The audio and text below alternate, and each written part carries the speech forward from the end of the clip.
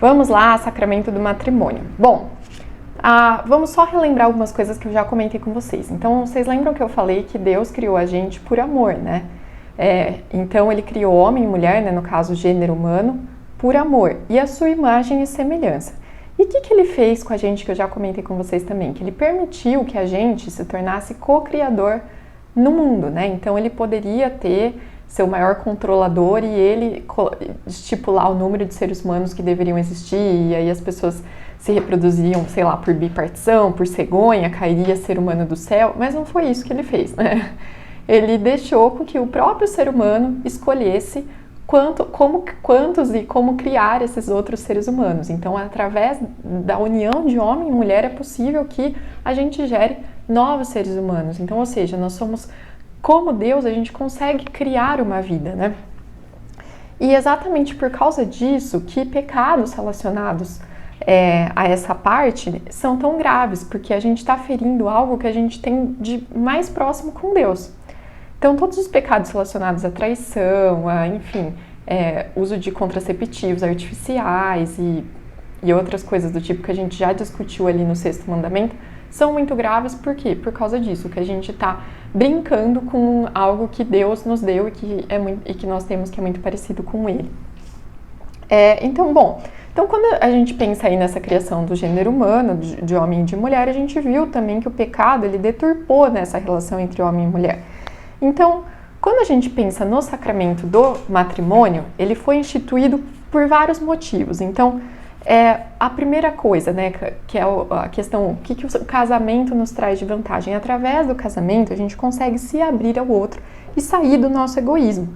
É o que é chamado na igreja da via ordinária de santidade, ou seja, da via mais comum de santidade. Qual que é a via extraordinária de santidade? É o celibato, é a vida religiosa, né, o sacramento da ordem. Mas a via ordinária, que é o que a maioria das pessoas vai conseguir seguir, é o matrimônio, é através desse sacramento. Então, através da vida em família, que a gente vai crescer, que a gente vai melhorar como pessoa. Acho que todo mundo aqui que vem de uma família, que tem uma família, sabe que através da família a gente tem ali muitas dificuldades, né? Então, dificuldade do jeito das pessoas, dificuldade ali, às vezes financeiras, dificuldades, enfim, de doenças na família. E são essas dificuldades que vão forjando o nosso temperamento, a nossa personalidade, que vão fazendo da gente cada vez mais pessoas melhores. Então, olhando também na história, ao longo da história, a gente vê que o sacramento do matrimônio também, na verdade o sacramento do matrimônio, às vezes a gente pensa, né? A gente fala aqui dos sacramentos, parece que foi tudo de uma vez, assim, instituído, mas não. Foram vários anos de estudos teológicos para chegar no que a gente tem hoje.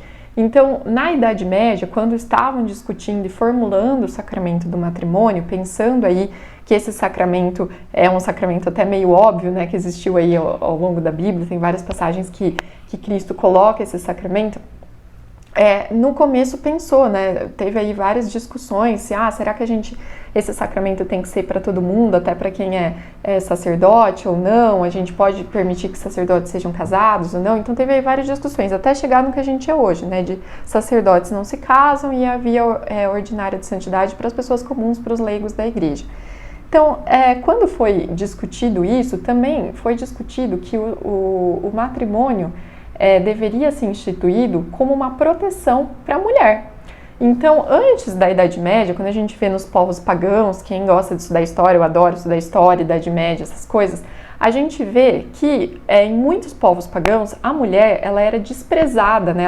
Às vezes ela era despedida pelo marido, quando o marido arrumava outra mulher, enfim, e ela ficava sem proteção social. Então, muitas mulheres que eram despedidas pelo marido se tornavam mendigas. Outras mulheres, acontecia de o marido bater muito nela, espancar a mulher, fazer da mulher uma escrava, às vezes até uma escrava sexual, e a mulher não podia fazer nada, ela era uma figura ali assim, sem proteção social, sem relevância social. E aí, quando é instituído o sacramento do matrimônio, junto com esse sacramento vem um bojo, né, de regras, né, de coisas que a igreja coloca que são importantes de terem nesse sacramento. Então, por isso que a gente fala que é uma proteção com a mulher, porque a igreja coloca que o que Cristo coloca de virtudes não é só para a mulher, né, porque foi aí muito tempo pensado que só a mulher tem que ser virtuosa, só a mulher tem que ser boa, só a mulher tem que viver a castidade. Não, né? Quando a gente entra no sacramento do matrimônio, quando ele é instituído, é colocado que não, as virtudes são para ambos, homens e mulheres. Então a castidade não é só para a mulher viver, é para o homem viver também, né? Para se casar virgem, não se pede só que a mulher se case virgem, o homem também tem que se casar virgem. Então, assim, as virtudes elas vão sendo colocadas. E aí essa questão de espancar a mulher, de bater na mulher, de tratar mal a mulher, é totalmente proibido, né? Quando é instituído esse sacramento. Então, coloca também outra coisa que é colocada nesse sacramento, é a questão da indissolubilidade, que é o quê? Não é para separar. Então, antes era muito comum, fica um tempo com a mulher, não tá certo, tal, separa a mulher que se vira. Nesse sacramento, quando institui esse sacramento, não, o casamento é por toda a vida. Então, se você casou com essa pessoa, você escolha bem essa pessoa, escolha bem essa pessoa, porque você vai ficar com ela a vida inteira. E aí acontece da mulher não se sentir mais abandonada, né? Então, ela nunca mais vai virar uma mendiga, ela nunca mais vai, enfim, não, porque agora ela tá dentro de uma proteção, ela tá dentro do casamento, que acaba se tornando para ela um tipo de proteção social e até, enfim, econômica. E aí, ao longo do tempo, a gente vai vendo que existem alguns pedidos, né? Que aí esse sacramento ele foi sendo aprimorado, na verdade, né? Então, normalmente, o que a gente fala, né? Que tem aí algumas coisas importantes para acontecer nesse matrimônio. Então, quando o casal ele vai se casar, em primeiro lugar, eles têm que estar totalmente, o casamento tem que ser totalmente de livre e espontânea vontade. Acho que todo mundo que já assistiu um casamento já escutou isso, né? Então, essa história dos pais escolherem quem os filhos vão se casar, isso torna o casamento inválido. A pessoa tem que se casar com alguém sem sofrer constrangimento, sem ser impedido de alguma maneira. Ela tem que escolher a pessoa e se casar com aquela pessoa porque ela quer. Então essa que assim, o casamento só é válido se acontecer isso.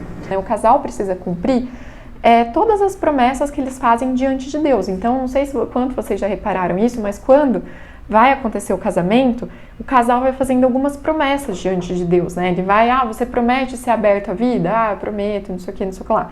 Então, o casal, ele precisa cumprir essas promessas, não é só ali chegar para fazer bonito, não. Ele tem que realmente fazer aquilo que ele se comprometeu a fazer diante de Deus. E quais são essas promessas? Então, a primeira, né? Ser fiel. Então, assim, não trair a sua esposa. Essa é a primeira grande promessa que é para ser feita, que parece tão, assim, óbvia, né? Mas muita gente não cumpre. Então, ser fiel ao seu esposo. O segundo ponto, né? Educar os filhos na fé católica. Então, mesmo que alguém esteja casando e um dos cônjuges não seja convertido, o que pode acontecer, ou enfim, esse cônjuge que não é convertido, que não é católico, ele tem que aceitar que os filhos vão ser educados na fé católica. Então, isso é um ponto importante também. O outro ponto importante que a gente falou no sexto mandamento, ser aberto à vida. Então, ser aberto à vida, então uma coisa é você ter uma paternidade responsável, né? Você planejar os seus filhos de acordo com a abertura à vida que a gente já comentou, né? Usando métodos naturais, buscando entrar também na vontade de Deus. Então, uma coisa é você ter filhos nessa situação, que é totalmente recomendado pela igreja. Outra coisa é você começar a usar contraceptivo, camisinha, enfim, DIU, para evitar ter filhos. E aí, a hora que eu não quiser mais, eu paro de usar DIU, camisinha, blá, blá, blá, e aí começa e aí tem filho e volta a usar o DIU, camisinha, pílula. Então, assim, não é isso o recomendado pela igreja. Por quê?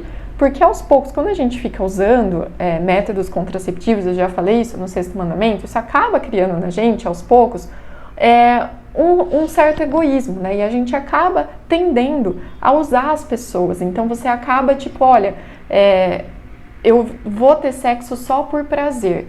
E aí eu não arco com as consequências desse sexo. Então isso acaba, aos poucos, destruindo o matrimônio.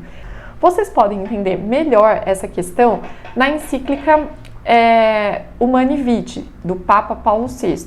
Se vocês forem procurar no site do Vaticano, eu vou colocar o link aqui também na descrição do vídeo, ele explica todos os motivos do porquê a paternidade responsável, etc., e não usar contraceptivos artificiais, tá muito bom. E claro, eu já falei para vocês também dos livros do Christopher West, que é um grande aí, nome da teologia do corpo, e dá para entender melhor também essa questão.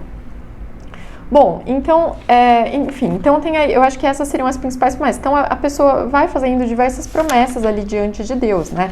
E é importante que ela cumpra essas promessas, que não seja da boca para fora. O matrimônio, geralmente, ele ocorre dentro de uma missa, né? Por quê? Porque é recebendo a Eucaristia, comungando no mesmo corpo e no mesmo sangue de Cristo, que o casal forma um só corpo em Cristo, né? O Christopher, de novo, tô falando do Christopher West, mas aquele é muito bom. Mas se vocês forem ler os livros do Christopher West, ele explica bem isso, que quando você recebe a Eucaristia, quando você recebe o sacramento do matrimônio, você se torna um só corpo em Cristo e com o seu esposo, né? Por isso que a gente fala, às vezes, alma gêmea. O que é alma gêmea, né? O que é a pessoa com que você se casa?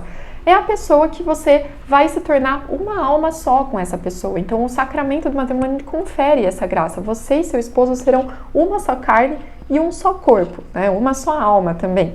Então, é aconselhável que, hoje não é muito comum, mas é o aconselhável que você receba esse sacramento dentro de uma missa.